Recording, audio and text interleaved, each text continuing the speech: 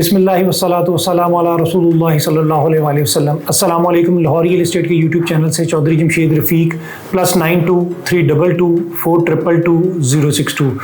Viewers, आज का जो मेरा टॉपिक है रिगार्डिंग 2024 के अंदर कहाँ पे इन्वेस्टमेंट करनी चाहिए, हम लोग उसके ऊपर डिस्कस करेंगे। DHL हॉर फेज़ 13 और फेज़ 10 की फाइल प्राइसेस के ऊपर और इनकी बैलेटिंग डेवलपमेंट और दोनों का आपस में कंपैरिजन करेंगे कि लोअर बजट के अंदर मैक्सिमम बजट के अंदर कहाँ पे बाइंग बनती है, होल्डिंग टाइम पीरियड कितना होगा, आपको कितने परसेंटेज पे कब तक जाके आपको जो है ना वो अच्छा रिटर्न मिलेगा।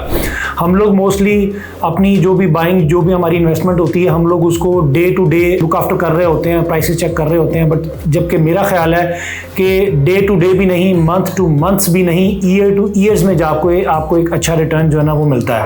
तो अगर आप 2 साल 3 साल की होल्डिंग रखते हैं तो फिर आपको आज DHL हॉर फेज़ 10 और फेज़ 13 में बिल्कुल बाइंग करनी चाहिए। उसकी रीज़न ये है कि कोविड के बाद, यानी कोविड तक 3-4 साल पहले जहां पे मार्केट थी, आज फिर फाइल्स प्राइसेस स्पेशली वहीं की वहीं स्टैंड बाय हैं और वहीं से जो है ना फिर दोबारा से उनमें एप्रिसिएशन इंशाल्लाह शुरू हो जाएगी, क्योंकि बिल्कुल लोअर एंड पे आके अब जो है ना ब्रेक लग चुका हुआ है। इससे लोअर एंड की जो एक्सपेक्टेशंस की जा रही है ना, वो मुझे नहीं लगता है कि वो बनती हैं, क्योंकि जो आज इन्वेस्टमेंट करेगा वो इंशाल्लाह 2 to 3 इयर्स में 80 to 90% more than double can be possible, but 80 to 90% gain जो है ना वो आपको जरूर मिलेगा। मूविंग टुवर्ड्स DHL हॉर phase 13 after very long time, मैं फिर दोबारा से वीडियो बनाने जा रहा हूँ, साथ फेज 10 के साथ कंपैरिजन करने जा रहा हूँ। इस टाइम पे DHL हॉर फेज 13 के अंदर बहुत अच्छी बाइंग बनती है। देखें, जो पहले मैं अपनी हर वीडियो में बता रहा होता हूँ, DHL हॉर फेज 13 हो या फेज 10 हो, या DHL कोई भी अपना नया फेज लॉन्च करने जा रहा है, उसकी डेवलपमेंट करने जा रहा है, DHL जब तक अपना टारगेट अचीव नहीं कर लेगा तब तक DHL उसकी लोकेशन को डिस्क्लोज नहीं करेगा। अगर DHL अपनी लोकेशन को डिस्क्लोज कर दे कि ये हमारी एंट्री है, ये हमारा एग्जिट है, हम यहाँ पे भी गेट बनाएंगे, यहाँ पे भी गेट बनाएंगे, तो DHL वहां से लैंड एक्विजिशन ही नहीं कर सकेगा। उसकी एक छोटी सी एग्जांपल मैं आपको दे देता हूँ। DHL हॉर फेज 10 में, जो कि अभी रिसेंटली DHL ने लोकेशन डिस्क्लोज की है, जस्ट 1 गेट की DHL ने लोकेशन डिस्क्लोज की है।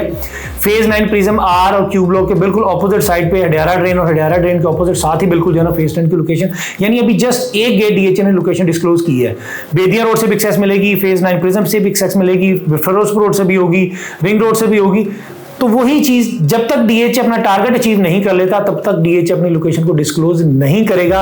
और एक्सपेक्टेशंस, मार्केट की जो रूमर है कि फेज 13 का बैलेट फेज 10 से पहले है, मैं यहां पे किसी भी प्रोजेक्ट की हाइप या किसी भी प्रोजेक्ट को मैं डिग्रेड बिल्कुल भी नहीं कर रहा। दोनों ही सेफ एंड सिक्योर हैं। कुछ लोगों की सेटिस्फेक्शन फेज 13 में होती है, वो इजीली हमारी बातों को अंडरस्टैंड कर लेते हैं, तो वो अपनी इन्वेस्टमेंट DHL और फेज 13 में कर लेते हैं। जो कहते हैं नहीं जी हमें किसी भी किस्म की कॉम्प्लिकेशन में, इश्यूज में नहीं जाना, तो देन गो फॉर DHL और फेज 10। फेज 13 2019 में जब प्राइसेस थी ना, वो 5 मरला तकरीबन कोई 18 से 19 लाख रुपए में स्टार्ट हुई थी। 10 मरला ऑलमोस्ट आप कह सकते हैं कोई 30 to 32 के इन बिटवीन थी। 1 कैनाल 45 से 50 के इन बिटवीन जो था ना वो स्टार्ट हुई थी। Selling, transfers, buying, selling, DHL अपने एलोकेशन लेटर्स इशू कर रहा था। तो देखिए 2019 से लेके मैक्सिमम प्राइस गई थी 5 मरला 45 पे, 10 मरला 70 पे, 1 कैनाल 125 लाख पे। तो देखिए मोर देन डबल जो थी ना वो 2 to 3 इयर्स के अंदर हुई थी मार्केट। आज फिर मार्केट वहीं पे स्टैंड बाय है। हाँ, जिन लोगों ने मैक्सिमम प्राइस पे बाइंग की थी उनका होल्डिंग टाइम पीरियड 3 साल का था, वो 5 साल पे चला गया हुआ है, वो ब्रेक इवन प्लस प्रॉफिट में आ जाएंगे इंशाल्लाह। बट डेस्परेट होके वो भी बिल्कुल भी सेल ऑफ मत करें। मैं अपना बेस्ट ओपिनियन जरूर देता हूं, आगे क्लाइंट की मर्जी हो कि जी ठीक है हमें बड़ी ऐसा जरूरत है, we want to sell it, तो फिर हम उसकी फाइल को, उसके एसेट को जो है सेल आउट कर देते हैं। अदरवाइज हम लोग मोस्टली रिकमेंड करते हैं कि सर ये बायर की मार्केट है, ये सेलर की मार्केट नहीं है। 2024 बायर की मार्केट है, सेलर की मार्केट नहीं है। फाइल्स प्राइसेस के ऊपर मैं बात करूं, DHL और फेज 13 में आज की डेट में 5 मरला जो आपको अवेलेबिलिटी है वो 19,25,000 रुपए में। 10 मरला एलोकेशन DHL और फेज 13 में आपको 29,25,000 में, जबकि 1 कैनाल आपको 48 लाख में अवेलेबिलिटी है। यहाँ पे एफिडेविट्स अभी नहीं है, चूंकि ये प्राइवेट डेवलपर से DHL ने प्रोजेक्ट को ओन किया था, लैंड के एवज था। DHL की जितनी भी फाइल्स होती हैं वो लैंड के एवज है, लैंड है तो फाइल्स हैं। कोई DHL के पास प्रिंटिंग मशीन नहीं है कि DHL जो है प्रिंटिंग निकाल के जो है वो करता जा रहा है, ऐसा बिल्कुल भी नहीं है। होल्डिंग टाइम पीरियड की मैं बात करूं तो holding time period maximum 2 to 3 years का है। Short term can be possible, but minimum अपने माइंड में आप 1.5 साल का जरूर रखें कि 1.5 साल के अंदर इंशाल्लाह आपको एक अच्छा रिटर्न मिले। पहले भी पॉसिबिलिटी है 2 लाख, 3 लाख, 4 लाख, 5 लाख रुपए तक की एप्रिसिएशन हो सकती है, बट आप ये अपने माइंड में रखें कि आप लोअर एंड पे बाइंग कर रहे हैं। इंसानी फितरत है, लालच में पड़ जाती है कि जी अभी तो 19.25 लाख रुपए पे है, शायद 18 पे भी आ जाए। बट हमारी जो प्रेडिक्शंस हैं ये इस टाइम पे, चूंकि हम लोग डेली बेसिस पे मार्केट को लुक आफ्टर कर रहे होते हैं, सो इस प्राइस पे 100% बाइंग बनती है। अब वेट करना नहीं नहीं बनता। आज जो बाइंग करेगा वो इंशाल्लाह बहुत अच्छा गेन जो एक्सपेक्टेशंस है विद इन 1.5 ईयर और मैक्सिमम 2 इयर्स के अंदर। लोकेशन की अगर मैं फेज 13 की मैं बात करूं तो ठोकर न्याज पे जो डीएचए ने लैंड एक्विजिशन किया था अभी तक स्टिल वहीं की वहीं है।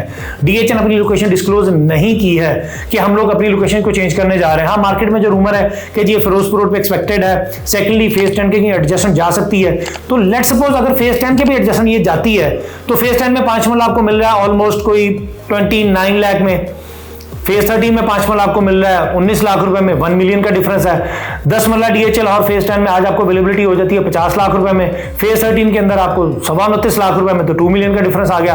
1 कनाल की मैं बात करूं तो डीएचएल और फेज 10 के अंदर आपको ऑलमोस्ट को कॉस्ट कर जाता है 91 लाख में। एलोकेशन की मैं बात कर रहा हूं, फेज 10 के अंदर आपको एलोकेशन कॉस्ट कर जाता है ऑलमोस्ट कोई 53 लाख में। तो देखिए ना, 40 लाख रुपए का डिफरेंस आ गया 1 कनाल के अंदर भी, 10 लाख, 20 लाख और 40 लाख रुपए का।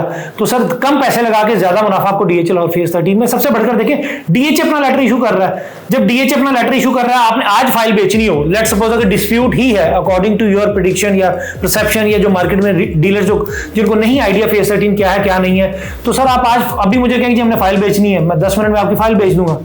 अगर कोई रौला ही हो, कोई डिस्प्यूट ही हो, सुप्रीम कोर्ट में केस चल रहा हो, तो सर ये सेलिंग ही क्यों हो इस चीज की। अब एक बंदा जो इन्वेस्टमेंट कर रहा है 20 लाख रुपए इन्वेस्टमेंट, 30 लाख रुपए लगा रहा है, 50 लाख रुपए लगा रहा है, वो पागल नहीं है, वो माशाल्लाह से बड़ा अच्छा है, उसने मार्केट में रिसर्च करके तभी वो इन्वेस्टमेंट कर रहा है।